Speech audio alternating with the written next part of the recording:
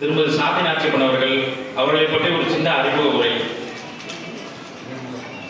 ஆணும் பெண்ணும் நிகரெனக் கொள்வதால் அறிவிலோங்கி வையகம் தலைக்குமா, பூணும் நல்ல தோடி இன்று பெண்ணொரு போன்று நிற்பது தாய் சிவசக்தியாம்.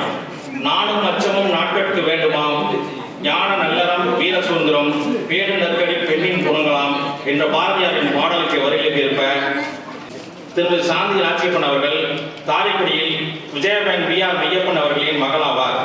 ஆத்தங்குடி முத்துப்பட்டினம் திரு அரசு நாச்சியப்பன் அவர்களின் மகன் P.N. நாச்சியப்பன் அவர்களை மனம் முடித்துள்ளார்கள். தற்போது சென்னையில் வசித்து வருகிறார்கள்.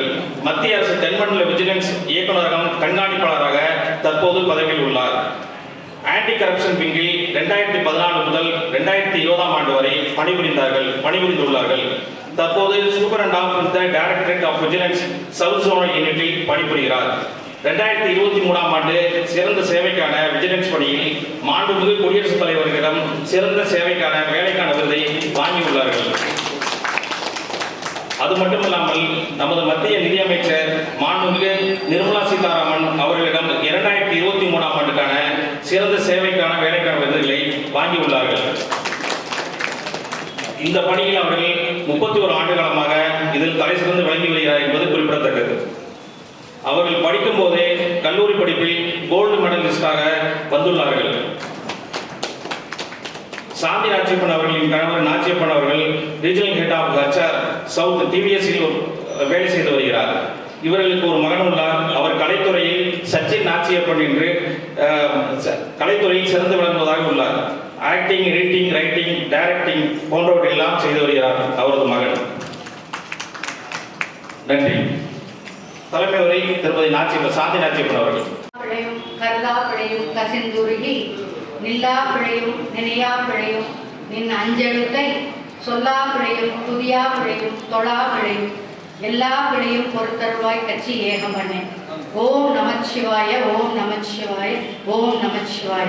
திருச்சிற்றம்பலம். என் சிவபெருமான் எனக்கு இந்த வாய்ப்பை அவங்களோட சன்னதியில் கொடுத்ததுக்கு, அதுவும் நான் பிறந்த இந்த காரைக்குடி மண்ணின் நகர சிவன் கோயிலில் எனக்கு கொடுத்ததுக்கு முதல் இந்த சிவபெருமானுக்கு நன்றி குறித்து அது பெரிய பாக்கியமாக கருதுகிறேன்.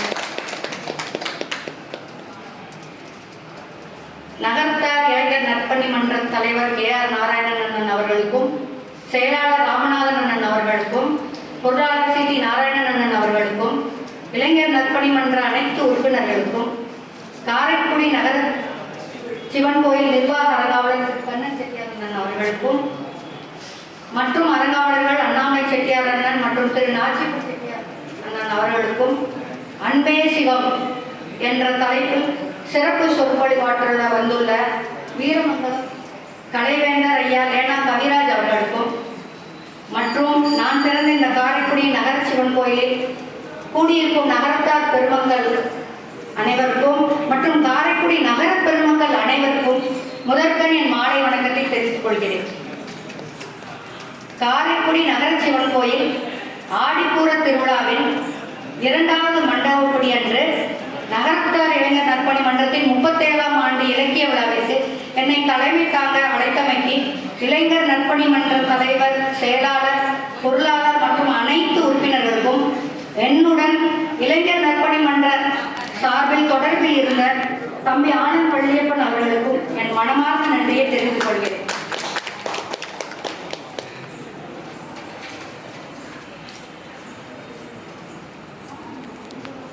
இளைஞர் நற்பணி மன்றம் என்னை இலக்கிய விழாவிற்கு தலைமை தாங்கிறதுக்காக கேட்டாங்க. நான் கேட்டேன், எனக்கும் இலக்கியத்துக்கும் சம்மந்தமே இல்லையப்பா, நான் என்ன இலக்கியத்தை பற்றி பேச போகிறேன்.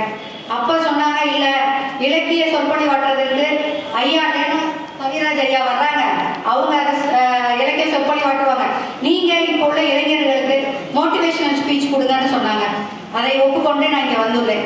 நான் பிறந்த இந்த காரைக்குடி மண்ணின் நகரச்சிவன் கோயிலில் ஆடிப்பூர விழாவில் இன்னைக்கு தலைமை தாங்க அழைத்தமைக்கு நான் பெரிய பாக்கியமாக கருதுகிறேன். இங்குள்ள அனைத்து அன்பர்களுக்கும் அண்ணன்மார்களுக்கும் என் நன்றியை தெரிவித்துக் கொள்கிறேன். நகரத்தார் இளைஞர் நற்பணி மன்றத்தை பற்றி எனக்கு தெரிஞ்ச கொஞ்சம் தகவல்களை பகிரலான்னு நினைக்கிறேன்.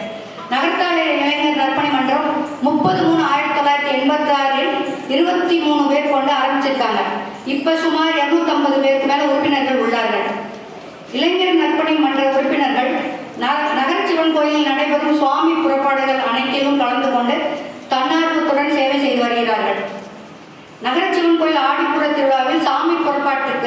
ஜெனரேட்டர் மூலம் மின்விளக்கு உபயமாக இளைஞர் நற்பணி மன்றம் தொடர்ந்து செய்து வருகிறார்கள். நகர்த்தார் வீடுகளில் நடைபெறும் விசேடங்களுக்கு உறுப்பினர்கள் சென்று உதவிகள் செய்து வருகிறார்கள். மன்றத்தின் மூலம் நகர்த்தார் திருமணத்திற்கு டர்பன், சால்வை, பதக்கம் போன்றவை வழங்கி வருகிறார்கள். நம் சமூக மாணவ மாணவியருக்கு ஒவ்வொரு ஆண்டும் சுமார் 300 பேருக்கு இலவசமாக பாட புத்தகங்கள் வழங்கி வருகிறார்கள்.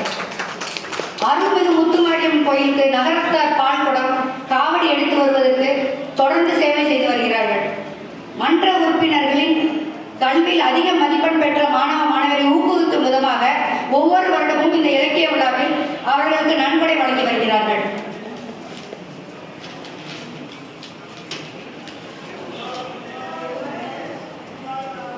மன்றத்தின் உறுப்பினர்கள் மூலம் நிதி திரட்டி அதன் மூலம் வரும் வருமானத்தை கொண்டு நம் சமூக பெண்களின் திருமணத்திற்கு உதவி கோருபவர்களுக்கு நிதி உதவி செய்து வருகிறார்கள். 2005ஆம் ஆண்டு நகரச்சிவன் கோயிலுக்கு ரூபாய் 30,000க்குள் வெள்ளி வீணை செய்து நன்கொடையாக அளித்திருக்கிறார்கள்.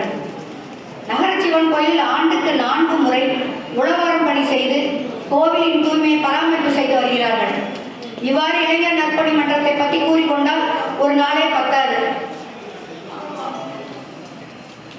நகரத்தார்கள் பற்றி எனக்கு தெரிஞ்ச சில இதை உங்களோட பகிரலான்னு இருக்கேன். நகரத்தார்கள் என்றாலே இறைபக்தி மிக்கவர்கள்.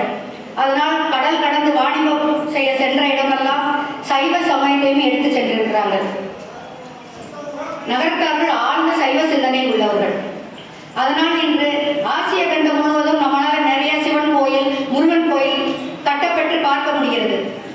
நகரத்தார்கள் கோயில்களை தனிப்பட்டு கட்டுவதில்லை. அவர்கள் அந்த ஊரில் உள்ள நகர்த்தார்கள் அனைவரும் சேர்ந்து ஒன்று கூடி நிதி திரட்டி பொது கோயில்களாக தான் கட்டியுள்ளார்கள். அதனால்தான் இக்கோயிலுக்கு நகர சிவன் கோயில் என்று பெயர். கோயில்கள் மட்டுமில்லாமல் நகர்த்தார்கள் பயன்பெறும் வகையில் நகர விடுதி மற்றும் நகர மடம் கட்டியுள்ளார்கள். ஒரு காலத்தில் 3இல் 1 பங்கு தொழில்கள் நம் நகர்த்தாலம் தான் இருந்ததாம். அதாவது 6 கோடி மக்கள் தொகை தமிழ்நாட்டில் இருந்தபோது நாம் நகர்த்தார்கள் 1.5 லட்சம் பேர், அதாவது அயல் நாட்டில் உள்ள நகர்த்தார்களையும் சேர்த்து நாம் 1.5 லட்சம் பேர் தான் இருந்தோம். அதில் 30% நம் நகர்த்தார்கள் தான் தொழில் செய்து கொண்டிருந்தோம். ஆனால் அது இப்போது படிப்படியாக குறைஞ்சு வருது. ஏன்னா நம்ம பிள்ளைகள்லாம் அயல் நாட்டுக்கு சென்று மேற்படிப்புக்காக அங்கே சென்று அங்கேயே தங்கி விட்டுறாங்க. இங்கே யாரும் வரதே இல்லை. அதனால நான் நம்ம இளைஞர்களுக்கு என்ன சொல்றேன்னா, நம்ம பாரம்பரியமான தொழிலை மேற்கொண்டு நீங்க ஒரு 100 பேருக்கோ 1000 பேருக்கோ வேலை கொடுக்குற வாய்ப்பு உங்களுக்கு கிடைக்கும். அவங்களோட வாழ்க்கையும் அவங்களுக்கு ஒரு வாழ்க்கை தந்த மாதிரி உங்களுக்கு ஒரு பொடிப்பினை இருக்கும்.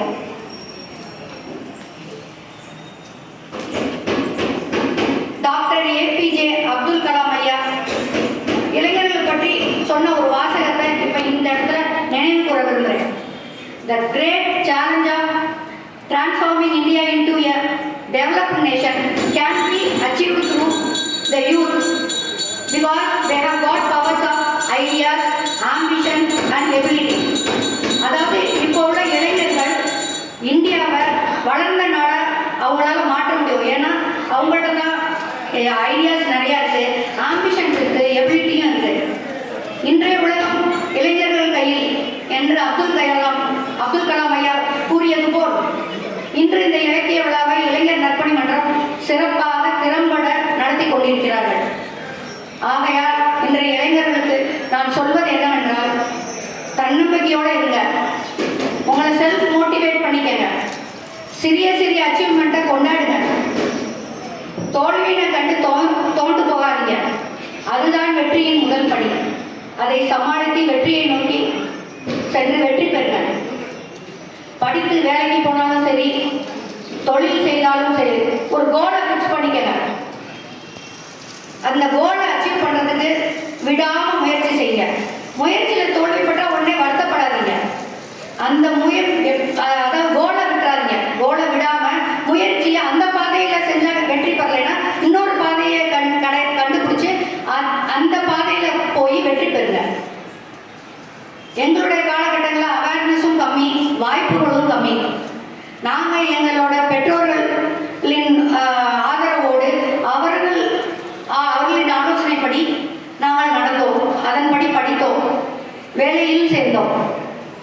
நானும் என் அப்பாவின் ஆலோசனைப்படி சென்ட்ரல் கவர்மெண்டில் ஜாபில் சேர்ந்து உங்கள் முன் தலைமை உரை ஆற்றிக் கொண்டிருக்கிறேன். ஆனால் இன்றைக்கு உங்களுக்கு இந்த காலகட்டத்தில் உலகமே அசுர வளர்ச்சி அடைஞ்சிருக்கு. உங்களுக்கு நிறைய வாய்ப்புகள் இருக்கு, அவேர்னஸும் இருக்கு, உங்கள்ட்ட இன்னோவேட்டிவ் தாட்ஸும் இருக்கு. ஆனால் இளைஞர்கள் எல்லோரிடம் ஒரே ஒரு வேண்டுகோள், நீங்கள் சரியான பாதையை தேர்ந்தெடுத்து சரியான வழியில் சரியான சேர்க்கையும் சேர்த்து உங்கள் வெற்றி பாதையை நோக்கி வெற்றி பெறணும்னு வாழ்த்து கூறுறேன். Nobody is born criminal or born intelligent. அதாவது யாருமே பிறக்கும் போதே குற்றவாளியாகவோ அறிவாளியாகவோ பிறப்பதில்லை. நீங்கள் உங்களை ஒரு வட்டத்துக்குள்ள கன்ஃபைன் பண்ணிக்காம இருக்கிற அனைத்து வாய்ப்புகளையும் ட்ரை பண்ணி உங்க வாழ்க்கையின் வெற்றி பாதையை அடையுங்கள். இன்றைய இளைய சமுதாயத்துக்கு என்னுடைய சிறந்த வேண்டுகோள், தயவு செய்து ஜங்க் ஃபுட்ஸை அவாய்ட் பண்ணுங்க. நம்ம பாரம்பரியான உணவை இட்லி, தோசை, இடியாப்பம், கூட்டு, பொரியல், மசியல் இந்த மாதிரி உணவு வகைகள் எடுத்துக்கொள்ளுங்க.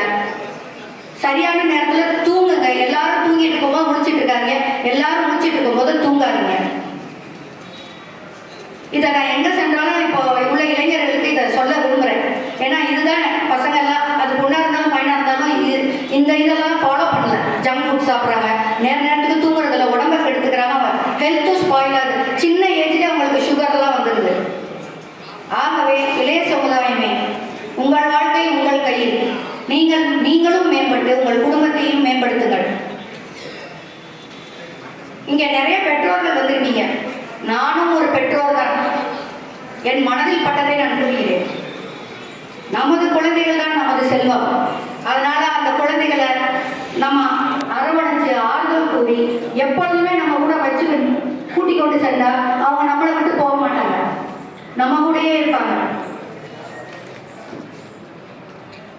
இங்குள்ள ஆட்சிமார்கள், அண்ணன்மார்கள் மற்றும் உள்ள பெற்றோர்கள் அனைவருக்கும் என்னுடைய வேண்டுகோள் என்னன்னா, நம்மளோட முன்னோர்களும் நம்மளோட பெற்றோர்களும் நம்மளோட பாரம்பரியத்தை, நம்மளோட வழக்க முறைகளை நமக்கு சொல்லி கொடுத்து நம்மளை வளர்த்தாங்க. அதே மாதிரி நம்ம இப்போ உள்ள பிள்ளைங்களுக்கு, நம்மளோட பிள்ளைங்களுக்கு பண்புகளை, வேல்யூஸை அவங்களுக்கு எடுத்து சொல்றதுக்கு விட்டுட்டோம். இப்போ டைம் இல்லை, எல்லாரும் மெக்கானிக் லைஃப்ல ஆயிட்டோம். இப்போ அதை நம்ம கொஞ்சம் அதுக்கு ஒரு இம்பார்ட்டன்ஸ் கொடுத்து இப்போ உள்ள பசங்களுக்கு நம்ம முன்னோர்கள் பெற்றோர்கள் எப்படி நம்மளை வழிநடத்தி சென்றாங்களோ அதே மாதிரி நம்ம பிள்ளைகளை இனிமேலாவது நம்ம அதுக்கு ஒரு டைம் கொடுத்து அவங்களுக்கு ஸ்பெண்ட் பண்ணி கொஞ்சம் நம்மளோட வேல்யூஸ் அவங்களுக்கு சொல்லிக் கொடுக்கணும்.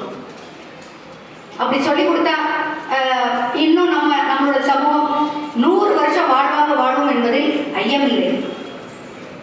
நகரத்தாரின் பெருமையை சிறிது கூறலான் இருக்கேன். நகரத்தார்கள் என்றால் நேர்மையானவர்கள், நாணயமானவர்கள், வாக்கு தவறாதவர்கள், பண்பானவர்கள்.